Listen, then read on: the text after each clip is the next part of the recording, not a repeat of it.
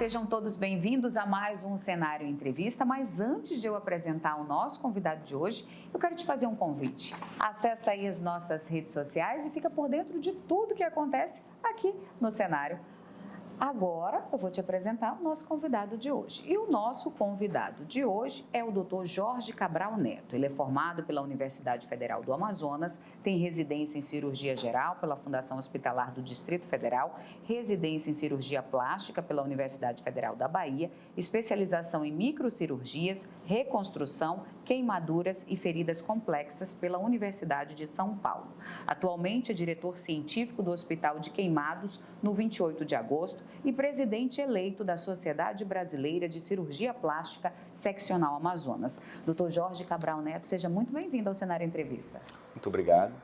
Obrigado pela oportunidade de estar aqui na revista Cenário, falarmos um pouco sobre cirurgia plástica, reconstrução, tirar as dúvidas de todos que estão nos acompanhando. Doutor, antes da gente adentrar na sua carreira, a gente quer te conhecer um pouquinho mais, né? Conhecer um pouquinho da sua história. Como é que foi o seu ingresso na carreira médica? Você já sabia que seria médico? Eu acho que é um sonho desde pequeno. Talvez devido ao meu pai ser médico e crescer vendo ele frequentar hospitais, estar sempre preocupado com pacientes. Acho que foi natural seguir essa carreira. Mas a especialidade, cirurgia plástica, ou isso veio com o tempo?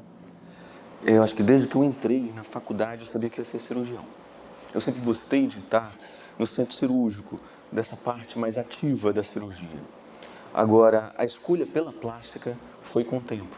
Foi exatamente eu observando as cirurgias, vendo as possibilidades cirúrgicas e o quanto é interessante a reconstrução e, posteriormente, a estética. Aí você já me deu um spoiler, né? Que é alguém na família que te inspirou, né? Teu pai, né? A especialidade do teu pai. Meu pai era obstetra e ginecologista. Certo. Boa parte da sua vida foi dedicada aos estudos da medicina, que exige muita dedicação, né? O tempo de formação já é longo, né? E depois as especializações levam um pouquinho mais de tempo. Por que você escolheu essas especialidades assim em cidades bem diferentes? Porque era exatamente isso que você queria trazer de novidade para cá? Na verdade, na nossa carreira médica, nós, quando terminamos a faculdade, nós vamos atrás de uma residência, de uma especialização. Né? Sempre é interessante você ter oportunidade de conhecer outros serviços. Você muitas vezes faz faculdade numa cidade, num serviço, mas é importante você ter oportunidade de conhecer um serviço diferente, muitas vezes um serviço que tem mais portas, que tem mais oportunidades, com novidades. Foi meu caso, quando saí do Amazonas para o distrito, para Brasília, o Distrito Federal, onde fiz a cirurgia no maior pronto-socorro, no maior hospital de todo o Centro-Oeste, que é o hospital de base, onde tive a oportunidade de ver e de aprender cirurgia de uma forma incrível. Posteriormente, fui buscar cirurgia plástica. Pesquisei alguns serviços, os melhores serviços que existiam no país e fiz provas para vários serviços. Foi assim que entrei na Universidade Federal da Bahia, com um serviço de cirurgia plástica que me encantou. Eu acho que antes eu gostava de cirurgia plástica, mas quando eu entrei no serviço, eu vi que realmente aquilo ali era a minha paixão. Você é egresso da Universidade Federal do Amazonas, né? Como é que é a realidade hoje da universidade? Ainda está muito ao que desejar ou a gente já está no mesmo patamar que as outras universidades no que tange ao curso de medicina? Eu sou um pouco suspeito para falar porque eu sou aluno da faculdade, né, da Federal do Amazonas, fui professor da Federal do Amazonas, né, trabalhei por muitos anos no Hospital Getúlio Vargas, universitário, e agora estou voltando para trabalhar no Hospital Universitário para exatamente montar uma equipe de cirurgia plástica lá dentro. Então, eu tenho um pouco de paixão pela nossa Universidade Federal. Né? E, claro, como toda universidade federal, passa por dificuldades, às vezes, financeiras, algumas dificuldades que são compensadas pelo amor dos professores, a dedicação dos alunos, que a gente vê que é envolvente. É envolvente a dedicação tanto da parte dos professores quanto da parte dos alunos, para suprir todas as demandas. Agora a gente vai adentrar na tua carreira mesmo, né? Onde que você iniciou? Foi no Hospital Getúlio Vargas? Quando você foi iniciar, depois que você voltou, né, das suas especializações? Onde que você foi atuar ou você já foi para particular mesmo, em clínica, ou a clínica veio depois? É interessante, né, que quando eu cheguei no Amazonas, eu vim com um aprendizado muito grande de reconstrução. Por sinal, eu tive a oportunidade de ir à USP, passar um tempo na USP, me especializando mais ainda em reconstrução. E quando eu retornei para o Amazonas, eu vi que isso era uma área muito carente. Tinha falta de cirurgião plástico para fazer reconstrução na Fundação SECOM, no Centro de Queimados, no Hospital Getúlio Vargas. Então, eu entrei exatamente para montar um serviço de cirurgia plástica, de reconstrução no Hospital do Câncer, que é o SECOM, assim como também no Getúlio Vargas, né? Já existia uma equipe de centro de queimados, mas uma equipe que precisava de ajuda. Então, eu me ofereci a essa ajuda, fui presidente da Sociedade de Queimaduras, atualmente sou diretor científico de queimaduras, de forma a trabalhar com a reconstrução. Mas, claro, também investir em particular, investir na estética, desde o momento que eu cheguei. Acho que no mês seguinte eu já estava trabalhando com reconstrução e no mês seguinte também eu já tinha a minha clínica de estética. No início, algo pequeno que foi crescendo com o tempo. Nessa parte de reconstrução, a gente fala assim, reconstrução no geral, né, doutor? Não é só dizer assim, porque é só queimadura, não. É reconstrução de qualquer parte que a pessoa queira e que ficou afetada, né? Tanto pela queimadura, ou então se a pessoa ela quer corrigir algo, não é isso? Perfeito. A reconstrução, na verdade, é um mundo gigantesco, até muito maior do que a estética. Porque nós estamos falando desde malformações, crianças que nascem com malformações, né, como nós temos os fissurados, ou inúmeras outras malformações que possam existir. Nós temos pacientes acamados, que têm úlceras, nós temos pacientes que sofrem traumas, como por exemplo traumas ortopédicos, que falta tecido, cobertura num determinado osso, nós temos traumas de face, nós temos os queimados e também uma área que eu gosto muito, a parte de oncologia, reconstruções oncológicas. Muitas vezes eu ouvi de médicos oncologistas dizendo, Jorge, se não tivesse um cirurgião plástico aqui para poder fazer a cobertura, o fechamento, eu não teria como retirar esse câncer. Porque não teria como deixar o paciente aberto. Então, precisa de um cirurgião plástico reconstrutor para poder tornar muitas vezes outras áreas possíveis. Hoje você é diretor também, né, dessa parte do 28 de agosto de queimados. Como é que tem sido feito o trabalho lá? O maior número de pacientes é crianças ou já são adultos mesmo que chega lá? No momento, eu estou na parte da Sociedade de Queimaduras, né? E a questão que nós temos no Centro de Queimados é que, devido ao 28 de agosto ser um hospital de adultos e não infantil, e o Centro de Queimados funcionar dentro do hospital 28 de agosto, que é de adultos, acaba que fica apenas para os adultos. As crianças não podem se beneficiar dessa parte do Centro de Queimados. E como é que fica, doutor, as crianças? É feito num outro hospital? É no Joãozinho? Isso. Existe o hospital infantil, onde as crianças que sofrem queimaduras são encaminhadas para o hospital infantil. Né? O diferencial de você ter um centro de queimados é que você consegue juntar várias especialidades no mesmo local para dar um atendimento superior ao paciente. Essa é a vantagem de ter um centro de queimados.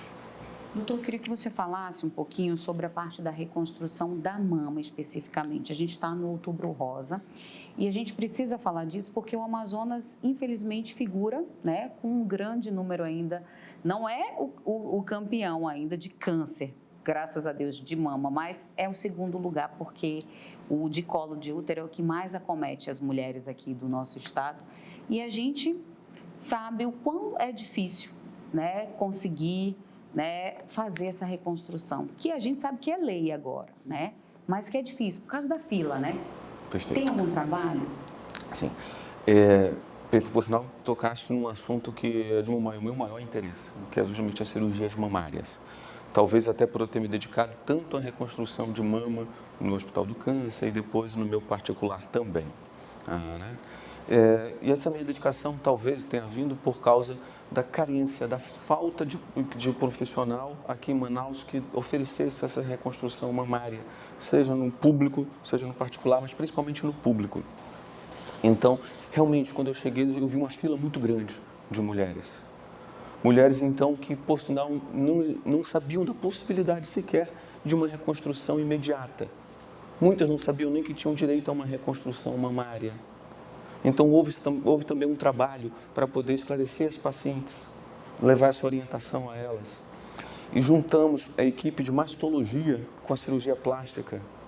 Por sinal, me tornei preceptor da residência de mastologia nessa parte de reconstrução, de forma que todas as pacientes que passassem pela mastectomia no Hospital do Câncer, elas já tivessem a oportunidade de fazer a reconstrução simultânea, em vista de trabalhar junto a mastologia com a cirurgia plástica. Hoje tem uma média de quantas pacientes são atendidas, né, já com esse procedimento? Pode ser uma média por mês. Eu te confesso que hoje eu não tenho, porque eu não estou mais no Hospital do Câncer. Eu não estou mais na Fundação SECOM, né? Mas na época que eu estava lá, nós tínhamos como meta, pelo menos, toda semana, uma ou duas pacientes, eu particularmente, né, procurava atender com a reconstrução de mama. É uma cirurgia demorada, né, doutor? Sim, com certeza. Delicada. Muitas pessoas pensam, inclusive até mesmo gente da área médica, que é simplesmente colocar um silicone, o que não é verdade. Uma paciente mastectomizada é uma paciente que muitas vezes ela não tem a cobertura de pele, muitas vezes ela não tem a cobertura de subcutâneo, aquela glândula já não existe mais. Então, muitas vezes eu preciso rodar retalhos, preciso, às vezes, levar o abdômen para o tórax para poder dar pele, tecido subcutâneo, sustentação, para poder dar um volume para a mama. Alguns casos é possível simplesmente colocar um silicone, mas eles não são a maioria dos casos. Isso quando o câncer ele está muito na fase inicial, né? Isso, doutor? Isso, perfeitamente. Agora, quando já está muito avançado, que é o caso da maioria, já é uma cirurgia muito delicada. Muito delicada, envolve uma complexidade muito maior, envolve o número de profissionais também. E por falar, né, no Outubro Rosa vai ter um workshop interinstitucional de cirurgia de mama, onde vai vir profissionais de várias partes, né, do país, e você vai estar recepcionando e participando também. Poderia adiantar para a gente o tema central, né, e os convidados que virão? Sim. Esse workshop vai acontecer no Hospital Getúlio Vargas, da Universidade Federal. Foi exatamente uma iniciativa brilhante que eu achei, da EBSER, que administra o hospital, principalmente em nome dos diretores que estão lá presentes hoje, de atender as mulheres que estão precisando de um tratamento de reconstrução mamária, exatamente por ver a fila grande que existe. Então, tiveram a iniciativa de juntar a mastologia com a cirurgia plástica, de forma também a trazer mais profissionais da área de cirurgia plástica de fora, de outros estados, né, como principalmente vindos da Bahia, encabeçado pelo Dr. Marcelo Cunha. Eu aqui no Amazonas, inclusive como representante da Sociedade de Plástica, né, por ser eleito agora presidente, mas também por trabalhar agora no Getúlio Vargas, encabeçando também essa parte de reconstrução, nós vamos fazer esse workshop na data do dia 25, 26 e 27 de outubro, onde nós vamos ter tanto a parte teórica, como também as cirurgias realizadas. Nós vamos disponibilizar, para você ter uma ideia, 4 salas de cirurgia de manhã e de tarde, de forma a atender o maior número possível de pacientes. E esse vai ser o primeiro workshop de muitos, né, que vocês pretendem dar continuidade, né? Com certeza. Se depender de mim, com certeza. Vai ser especificamente para residentes, não é isso? Ou para sociedade em geral, para os médicos? Vai ser fechado? Na verdade, eu fiz o convite a todos os cirurgiões plásticos do Amazonas, assim como os mastologistas, assim como os profissionais que trabalham nessa área de reconstrução, são todos bem-vindos. Como é um hospital universitário, nós temos um grande interesse em atender os residentes, os acadêmicos também de medicina, assim como todos aqueles que têm interesse na área. Faltam alguns dias, né? Digamos assim, Isso. Alguns dias. Como é que tem sido a procura? A procura pelos, no caso, os residentes, tem se mostrado curiosos, interessados? Sim, com certeza. Né? Nós estamos selecionando as pacientes já temos algumas na nossa lista e sempre demonstram bastante interesse. Isso que eu acho que é o mais gostoso de você trabalhar com residentes, com pessoas interessadas, com alunos, é exatamente ver o interesse deles. Doutor Jorge, a gente vai fazer um rápido intervalo comercial, só o tempo da gente tomar aqui uma aguinha, mas daqui a pouco a gente volta com mais entrevista aqui, porque a gente vai falar especificamente das novidades, das novas técnicas em cirurgia plástica. Eu tenho certeza que você deve estar curioso. Então, não sai daí que a gente volta já já.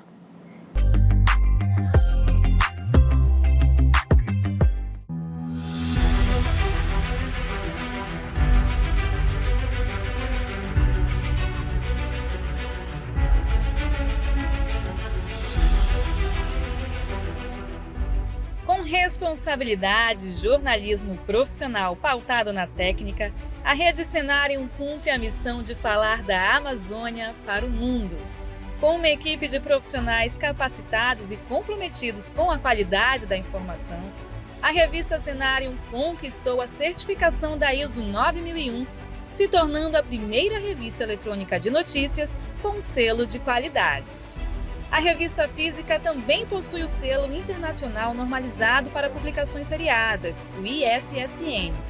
Com profissionais espalhados pela região norte, a Cenarium tem representantes em Roraima, Rondônia e Pará, com atuação jornalística e foco nos 9 estados da Amazônia. As premiações e reconhecimentos também já fazem parte dos 3 anos de existência de um dos veículos de comunicação que já está entre os principais canais jornalísticos da região. A Rede Cenarium está presente em todas as plataformas com o site Revista Cenarium, Agência Cenarium Amazônia e TV Cenarium Amazônia. Com uma grade de programação especial, os produtos entregam ao público conteúdos autorais embasados na técnica jornalística, abordando pautas sobre o bioma amazônico e os povos tradicionais da Amazônia para o mundo.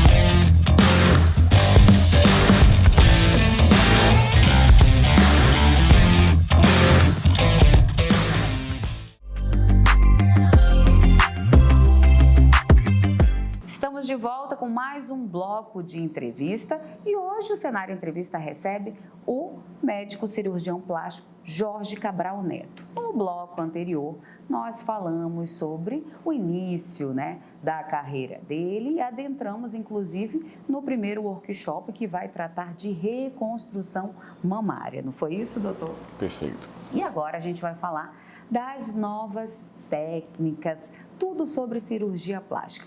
Doutor, o senhor é conhecido como um escultor, um que lapida as mulheres, é muito procurado, e a sua especialidade é mama, como você já adiantou, Isso ainda continua sendo a preferência das brasileiras no geral? Sim. Por sinal, a cirurgia plástica mais realizada no Brasil é o implante de silicone. Então, a cirurgia mamária é a número 1, com certeza. E é a cirurgia que eu mais realizo, é a minha paixão, onde eu dediquei boa parte da minha vida à cirurgia de mama. Existe uma idade adequada para fazer uma cirurgia plástica? Porque hoje tem jovens, adolescentes que já querem fazer essas mudanças. Existe uma idade, doutor, ou não? Eu recebo pacientes de todas as idades, na verdade, querendo a cirurgia mamária. Eu sempre digo o seguinte, o importante é esperarmos o término da formação de um órgão. Quando nós estamos falando de mama ou de nariz ou de qualquer outro órgão, a gente sempre tem que esperar o término da formação. Quando nós falamos em mama, isso se dá por volta dos 16, 17 anos. Então, tem que aguardar, O ideal é 18 anos já está na idade ideal, para fazer a cirurgia plástica, Sim. Hoje, qual é a tendência, doutor? Ainda é as próteses grandes ou as próteses menores? O que está hoje sendo mais procurado? Perfeito. Olha, eu acredito que nós estamos numa tendência de mamas um pouco mais naturais. Até poucos anos atrás, existia uma procura por próteses maiores. Hoje em dia, não é mais isso que nós estamos vendo, e sim aquela mama mais natural, mais proporcional ao corpo.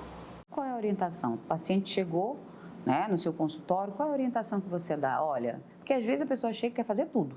Né? Qual é a orientação? Como é essa conversa inicial com a paciente? Eu sempre procuro primeiro ouvir o paciente, porque eu acho isso extremamente importante. O médico tem que ser um bom ouvinte, de forma a identificar os anseios dos pacientes, o que o paciente realmente deseja. De forma que não adianta o paciente querer algo e de repente o médico está orientando outro oposto, que não vai dar satisfação ao paciente. Então precisamos saber, por exemplo, na mama, o que está incomodando, se é o excesso de pele, se é o tamanho, se é a altura, o formato, a assimetria, que é a diferença entre uma e outra, né? Para poder orientar se simplesmente o aumento da mama vai satisfazer ou não, se precisa também retirada de pele, se precisa levantar a mama, mudar o formato, corrigir a assimetria, de forma a satisfazer o paciente. Eu acho que esse é o passo número 1. Porque tem que ter aquela relação de confiança, né? Quando a gente procura um profissional, a gente tem que se sentir confiante, né? Olha, eu quero fazer, doutor, vou me entregar aqui, eu vou fazer. Então, esse é o primeiro momento, né? Da paciente dizer realmente o que ela deseja, mas nem sempre o que ela deseja é o que vai ser feito, né, doutor? Com certeza, até porque tem muitas pacientes que se baseiam em amigas ou em outras pessoas que está acostumada a ver em Instagram, e sendo que o corpo é diferente. E nós precisamos, por exemplo, na mama, ver várias medidas. Eu tenho que ver a qualidade da pele, eu tenho que palpar se aquela pele vai suportar um estiramento, temos que ver também a largura do tórax, a largura do ombro, a largura do quadril, a altura da paciente. Todas essas são medidas que nós temos que avaliar para poder indicar o melhor tamanho de uma mama para determinada paciente. A gente sabe que tem muita tecnologia, muita coisa se avançou. Hoje, qual é o tempo para se trocar a prótese ou se é necessário ainda trocar? Se eu fosse colocar hoje, doutor. Eu costumo dizer que toda prótese é um corpo estranho. E como corpo estranho, como tal, nenhuma prótese ela é para sempre. Mas já não é mais como antes, que nós estipulávamos uma média de 10 anos. Hoje pode ser tranquilamente 20 anos ou mais do que isso. O que é importante é a paciente anualmente fazer exames. Um ultrassom anual, se por um acaso identificar qualquer alteração no ultrassom, também fazer uma ressonância magnética, que é o exame padrão ouro, é o melhor exame que tem para prótese de mama. E também fazer uma consulta ao seu médico uma vez por ano. De forma a podermos descobrir como é que está a qualidade da prótese, a qualidade da cápsula, que é o que envolve a prótese, que vai determinar a troca ou não. Então o que vai determinar é esse acompanhamento que a paciente tem que fazer, né? Anualmente, né? E como você disse, poderia repetir qual é esse exame que é o principal que hoje em dia se faz necessário para quem tem prótese? É importante fazer pelo menos um ultrassom anual, mas o melhor exame que existe é a ressonância magnética das mamas. Esse aqui realmente vai identificar se está tudo bem ou não, né? Se vai aparecer algo. Doutor, você começou falando aqui que, olha, cada paciente é um caso, né? E realmente, cada um é um caso. Mas o que a gente vê muito hoje no mercado é que parece que assim, que as cirurgias agora é tudo linha de produção, né? Parece que o mesmo procedimento deve ser adotado para todas. Por exemplo, agora tem umas técnicas novas de que agora você já sai em 24 horas, você já está levantando os braços. Tem a outra que já antes a mastectomia se faziam vários cortes e agora diz que é o T invertido. Mas isso ainda deve ser levado em consideração cada paciente, né? Perfeito. Eu acho extremamente importante você tratar cada paciente como único. Ao meu ver, muitas vezes, quando você utiliza a mesma técnica em todos os pacientes, a chance de algo dar errado é potencial. Então, você tem que examinar cada paciente, indicar a melhor técnica para cada caso. Da mesma forma, como eu falei, a paciente ela não pode se comparar com a amiga e querer que a mesma técnica usada na amiga seja nela, porque nós temos que ver o que ela precisa. Muitas vezes, se é uma paciente que já tem glândula suficiente e precisa reduzir essa glândula, ou então muitas vezes precisa o inverso, aumentar com a prótese, ou muitas vezes fazer os dois, diminuir a glândula devido a ter uma glândula com pouca sustentação e colocar uma prótese para aumentar, para poder ganhar sustentação. Então cada caso é um caso realmente. Doutor, ainda é feito a cirurgia sem a prótese? Fazer uma reconstrução ou uma redução sem a prótese? Tem essa procura? Sim, sim.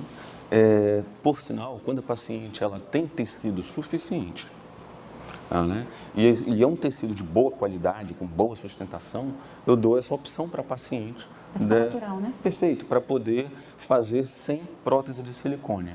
Mas também depende do gosto da paciente, do que ela procura. Por exemplo, digamos que a paciente ela tem glândula suficiente e de boa qualidade, e eu dou a opção para fazer sem prótese. Mas o que ela está querendo é uma mama extremamente alta, com um polo superior muito preenchido, aonde quem vai proporcionar isso é uma prótese de silicone. Mas tem aquele outro caso, a paciente que quer naturalidade. Ela já quer aquela mama em forma de gota, uma forma mais natural.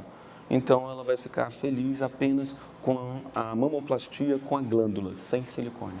Ou seja, nessa daí você preenche com a própria gordura ou não? Na verdade, eu faço retalhos imitando uma prótese de silicone com o próprio tecido mamário. Olha, técnica nova. Ou seja, aquele tecido mamário que numa paciente que tem uma mama grande, ele é retirado e descartado, eu uso esse tecido mamário para imitar uma prótese. Eu faço incisões nele de forma a parecer bastante com o silicone e uso ele no lugar do silicone. Bacana, uma adaptação, né, para deixar mais natural. Sim. Mas isso ainda é procurado, doutor? Ou não? Ou já ainda é moda o silicone? Ainda é moda o silicone, mas a procura por mamas sem silicone tem aumentado. Isso devido, inclusive, a algumas pacientes que têm, inclusive, aparecido em televisão falando sobre sintomas que o silicone possa causar, ou então houve-se vários comentários sobre câncer ocasionado por silicone. Então, devido a tudo isso, aumentou-se a procura por cirurgias sem o silicone, apenas com tecido mamário. Elas são mais delicadas? Exige mais tempo, doutor? Sim, um pouquinho mais de tempo, devido ao que eu falei, porque para poder ficar bonito, para poder ter uma projeção, um polo superior, com apenas o tecido mamário, eu tenho que desenhar esse tecido de uma forma muito especial. Doutor, ainda é possível e é recomendado fazer as cirurgias combinadas? Porque geralmente a pessoa quer fazer a mama, mas quer fazer uma lipo, ou quer fazer a mama, quer fazer uma abdominoplastia. Ainda é recomendado? Porque geralmente não fica muito, ou fica um bom ou outro ruim, assim, é a percepção, né? De conversar com pessoas que já fizeram. É muito importante, em primeiro lugar, a segurança do paciente. Então, para isso, nós temos que ver se o paciente tem alguma comorbidade, alguma doença anterior, se os exames do paciente estão em boas qualidades, todos estão dentro da normalidade. Diante disso, nós podemos estabelecer um tempo cirúrgico, que, na minha opinião em particular, esse tempo cirúrgico não deve se exceder mais do que 5, 6 horas. Onde é possível realizarmos até 2 procedimentos. Um terceiro só se for muito pequeno, mas em sua maioria eu não realizo. Eu realizo apenas 2 procedimentos juntos. Então, às vezes, a paciente quer fazer uma lipo em silicone, é possível, ou uma lipo em abdominoplastia, mas existe uma procura muito grande, a qual eu não realizo, que é a junção de lipo, abdômen com mamoplastia, isso devido a aumentar o tempo cirúrgico, e assim, na minha opinião, nós vamos passar da segurança, do limite de segurança. Sem se falar que, para mim, o cirurgião plástico, ele é um trabalhador braçal. Então, quando ele passa muitas horas num determinado procedimento, aquela qualidade, como comentaste, pode sim se perder. Mas é possível, né? Tudo tem que ser feito uma avaliação e geralmente as pessoas, é sempre como eu falo, ela quer fazer tudo rápido e às vezes para economizar, né? Aquela coisa, porque a gente sabe que hoje o custo, ele está um pouco elevado, né? E depois dessa pandemia, muita coisa mudou, o custo médico hoje, ele não está tão acessível, né? A pessoa tem que fazer já um planejamento. Agora vamos falar lá da clínica, doutor. Você montou uma clínica hoje onde é possível se fazer tudo, né? Eu tenho o acompanhamento do cirurgião, claro que a cirurgia é feita no hospital, mas eu estou dizendo assim, tudo é feito lá porque tem um complexo de dermatologista, tem as enfermeiras, ou seja, você não precisa ficar procurando em vários lugares, né? Hoje já é possível isso lá na sua clínica? Sim, perfeitamente. O meu objetivo sempre foi dar o melhor conforto possível ao paciente, de forma que ele tivesse tanto a parte médica, quanto também de fisioterapeutas, quanto também de enfermeiras, para fazer o pré-operatório e o pós-operatório completo com a minha equipe. Até porque quando ele sabe que ele está com a equipe do médico, ele se sente mais confortável e mais confiante, que eu acho que é importante, ele ter confiança na equipe, né? Também, nós temos uma clínica de dermatologia que trabalha em conjunto, no mesmo prédio, na mesma casa, o que permite também que o paciente que muitas vezes precise de algum complemento de dermatologia, nós temos acessível ao paciente. Isso é importante, o paciente ele saber que ele vai encontrar tudo no mesmo lugar, com profissionais de confiança. Isso já é uma tendência lá de fora, que você trouxe para cá, para ficar mais moderno? Porque geralmente as clínicas é só os médicos, né? Os outros atendimentos você tem que procurar fora. Sim, é uma tendência, mas eu sempre me mantive fazendo as minhas cirurgias em um hospital. Isso porque eu sempre gostei de estar preparado para dar segurança ao paciente que precisa, digamos, de uma internação, de uma UTI ou de qualquer coisa que possa vir a precisar. Então, a gente sempre realiza ainda os procedimentos cirúrgicos em ambiente hospitalar. Bacana, doutor. A gente vai fazer agora outro intervalo e a gente volta, né, falando ainda sobre cirurgia, sobre recuperação, orientações, para saber se o resultado vai ficar bom, né? E eu preciso avisar você aí que está nos acompanhando que o programa, ele é transmitido no canal 8.2 da Rede Onda Digital, mas também fica disponível no canal do YouTube da Cenário Amazônia. Então, se você perdeu qualquer parte dessa entrevista, você pode acessar através do canal do YouTube da Cenário Amazônia. Não deixa de seguir as nossas redes sociais que estão aparecendo aqui. A gente vai fazer mais um intervalo e daqui a pouquinho a gente volta com o nosso último bloco de entrevista.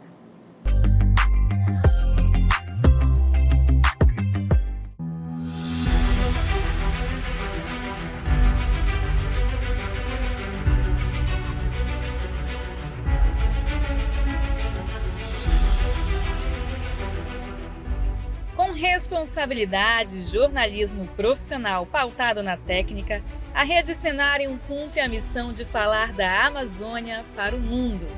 Com uma equipe de profissionais capacitados e comprometidos com a qualidade da informação, a revista Cenário conquistou a certificação da ISO 9001, se tornando a primeira revista eletrônica de notícias com selo de qualidade. A revista física também possui o selo internacional normalizado para publicações seriadas, o ISSN. Com profissionais espalhados pela região norte, a Cenário tem representantes em Roraima, Rondônia e Pará, com atuação jornalística e foco nos 9 estados da Amazônia. As premiações e reconhecimentos também já fazem parte dos 3 anos de existência de um dos veículos de comunicação que já está entre os principais canais jornalísticos da região. A Rede Cenário está presente em todas as plataformas com o site Revista Cenário, Agência Cenário Amazônia e TV Cenário Amazônia.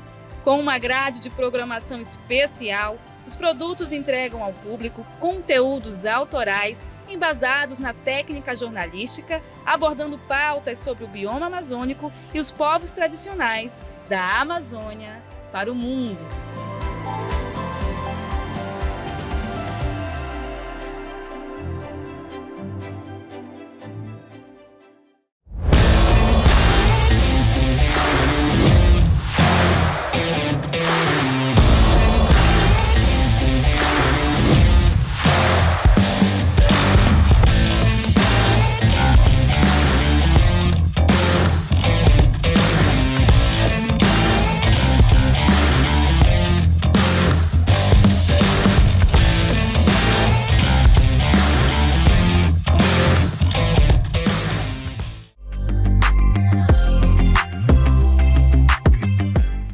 De volta e vamos continuar aqui a nossa entrevista com o doutor Jorge.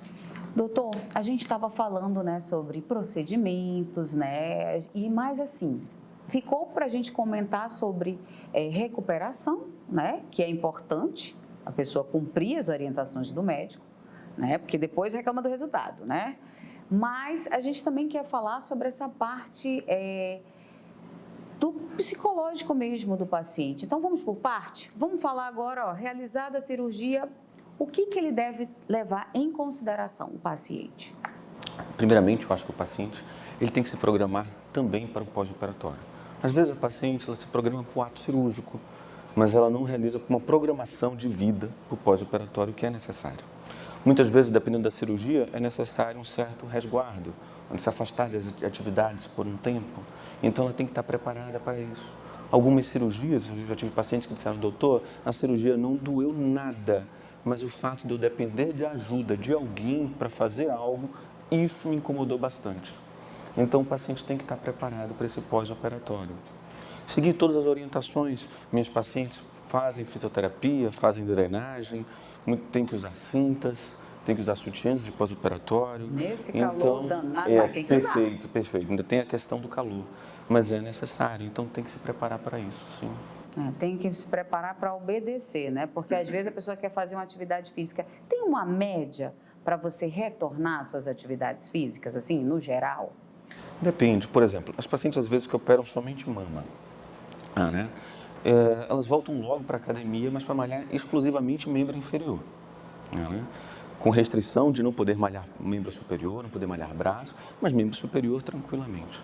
Ou seja, mantém, né, aquela caminhada, aquela coisa assim, Sim. Trabalhar a perna, né, fazer agachamento, mas nada de peso, né? Nada que precise dos braços. Ocorrendo isso, uma teimosia, o que pode ocasionar, doutor? É importante a gente falar isso porque às vezes as pessoas têm vontade de perguntar, mas não faz, né? Ocorrendo isso, olha, eu fiz um excesso, isso ocasiona o quê? Uma lesão interna? Porque às vezes a gente não fica aparente, né? Tá tudo ali costuradinho, tudo bonitinho, cicatrizando, mas internamente pode acontecer alguma coisa.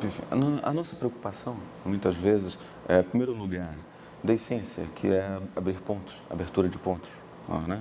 Quando o paciente coloca um silicone, também aqueles silicones não ficar bem posicionado, consequentemente, num movimento extremo, logo no início, ele poder se mover, sair do lugar. São preocupações que existem, né? Assim como também um hematoma, que seria um sangramento na cirurgia. Então, essas são as preocupações que a gente médico tem e, por isso, pede um certo repouso do paciente a depender de qual cirurgia está sendo realizada. O tempo vai variando. Agora vamos falar dos resultados, né? O resultado que fica mais evidente é a questão da autoestima, né?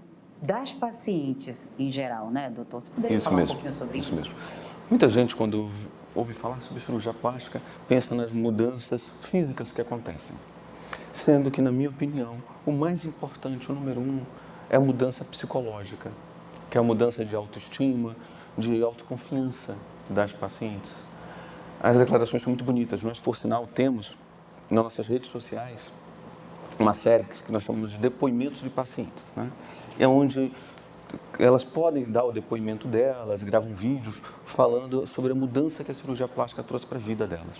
E é muito interessante, onde você vê pacientes que referem que mudou a forma de lidar com o marido, que mudou a forma de lidar com os filhos, no trabalho, a sua confiança para trabalhar também, assim como pacientes que antes diziam que não gostavam de academia e não pisavam numa academia e depois se tornam pacientes que vivem dentro de uma academia que fazem isso por amor, né? E tem histórias também fascinantes, como por exemplo de senhoras que dizem que a cirurgia plástica permitiu que pudesse pegar o neto no colo novamente, assim como meninas que falam da orelha, que dizem que puderam mudar a forma de mexer no cabelo, de colocar o cabelo para trás depois de operar uma orelha, uma autoplastia. Então, é muito interessante você ver essa mudança de autoestima, de autoconfiança nas pacientes. E ainda falando sobre autoestima, eu queria que você falasse um pouquinho, porque eu perguntei no início se tem uma idade ideal, né, para fazer uma cirurgia. E você me contou um fato curioso, né? Operou já senhoras de 70, 80 anos, né? E isso também foi uma reafirmação de autoconfiança, né? Sim, perfeitamente. Em primeiro lugar, quando nós falamos de idade mais avançada, né, o mais importante nós vemos como é que está a saúde desse paciente. Se tem comorbidade, se não tem, se passou por um cardiologista, anestesista, pneumologista, muitas vezes, e evitar fazer cirurgias combinadas. Nessas pacientes eu faço absolutamente apenas um procedimento por vez. Mas são pacientes que realmente mostram a sua mudança de vida, a sua mudança de diversas situações, com filhos, com netos, depois de uma cirurgia plástica. É muito interessante mesmo. Mas é importante a gente lembrar, né, que a cirurgia não faz milagre, né? Se você não fizer a sua parte, né, o resultado não vai ser aquele, né? Com certeza. E também tem outro detalhe que eu sempre falo em consulta para os pacientes. Façam a cirurgia por você, por ninguém mais. Porque quando você faz por você, a cada mudança que você vê no corpo, isso vai te fazer feliz. Isso vai te trazer um bem-estar. Bacana. Agora, doutor, eu queria que você falasse sobre o que vem sendo desenvolvido, né? Já que o senhor está à frente, né, presidente da Sociedade Brasileira de Cirurgia Plástica, aqui, seccional Amazonas. Você poderia comentar para a gente um pouquinho o que vem sendo feito, o que vem sendo discutido de novidade, tecnologia? Dá para adiantar para a gente? A cirurgia plástica, assim como diversas áreas da medicina, está sempre inovando, está sempre em mudanças. Quando nós falamos em silicone, nós sempre estamos com gerações superiores de silicone. Hoje nós já estamos entrando na 6ª geração de implantes de silicone, com a tecnologia permitindo que essas próteses, como eu falei anteriormente, não tenham mais uma data definida para troca, e sim apenas um acompanhamento necessário para que se saiba o momento ou não de troca, mas sendo mais do que o dobro do que era de antigamente. Quando nós falamos também em lipoaspiração, a tecnologia dos aparelhos está o tempo todo lançando novas tecnologias, de forma a trazer uma qualidade na lipoaspiração, de muitas vezes da pele, de fazer melhorar a flacidez da pele. Em outros casos também, ajudando a derreter um pouquinho a gordura, como alguns lasers, que permite que, ao mesmo tempo que o médico está lipoaspirando, também possa estar derretendo essa gordura. São tecnologias que vêm para trazer tanto facilidades ao médico que está fazendo o procedimento, quanto também bem-estar para o paciente.